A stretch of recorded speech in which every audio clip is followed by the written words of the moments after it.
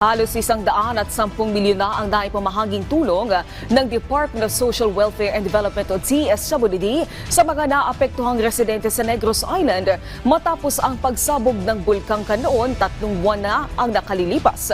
Nagmula dito ang mahigit 200 milyon na mula sa DSWD. Sa mga LGUs naman ay nakapamahagi sila ng higit 30 milyon sa mga residente. Mula naman sa non-government organizations ang 30 at 3 milyon dito. Nasa halos 40 milyon naman ang nanggaling sa iba't ibang partners ng DSWD. Nakatulong ang mga naipamahaging ito sa mahigit 6,000 mga pamilya na naapektuhan ng pagsabog ng Bulkang Kanlaon sa buong Negros Island.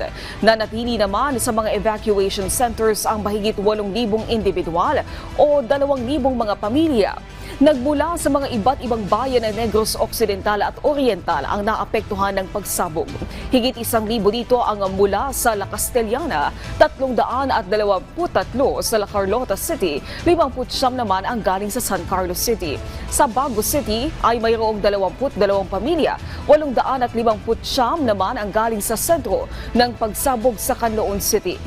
Nagpaalala naman ang hensya, partikular ang Disaster Response Operations Monitoring and Information Center na nananatiling nakataas ang Alert Level 3 sa bulkan. Kaya pinapanatili ang pag-iingat sa mga residenteng malapit dito.